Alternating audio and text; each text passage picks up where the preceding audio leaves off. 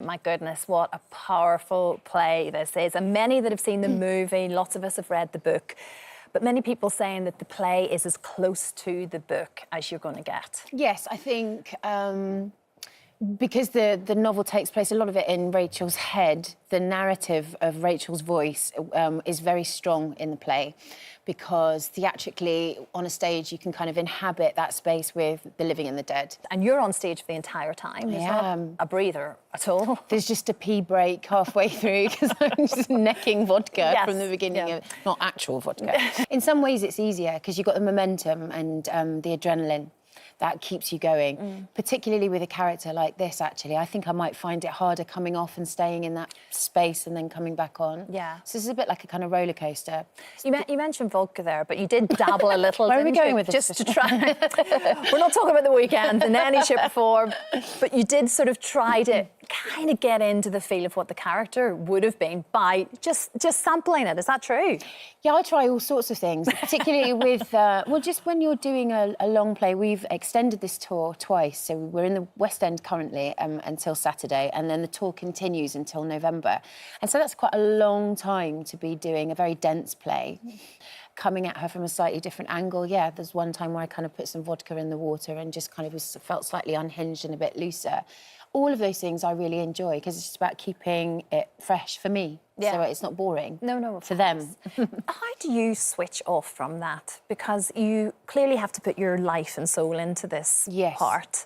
But then you've got to go home and be a mum and do all the other normal things. I get to be a mum immediately. Can you switch off really quickly? Yeah, because I've got Lily. Lily I homeschool. She's my daughter. She's 14. And so she's in the dressing room with me most of the time. So, you know, the truth of it is I'll come off stage in the midst of my performance and she'll be saying, you know, what do you think? Should we order this vegan salad in 10 minutes? I'm like, I need to get back on stage. You know, she's got no, you know, interest in what I'm doing. So immediately I'm off stage, I'm back onto mum duty. And that's very grounding. It's very helpful. And also, I try laughing as much as I can, because she's quite a depressive character. You do need to have some clear time in order just to feel like you. Yes, I'm just having to be a lot more careful at looking after my brain and my body, because she's quite damaged. So you don't want that to kind of infect you. So, of course. No, I get it entirely. But you're used to the intensity of something like this. Being in a soap is a very intense job. And I think people watch soaps and we all love it and it's in our homes every day. It's hard work as an actor. It's one of the hardest jobs I've ever done. I mean, I've done lots. I've done, you know, comedies or dramas, film, musicals, but soap is... There's nowhere to hide with soap.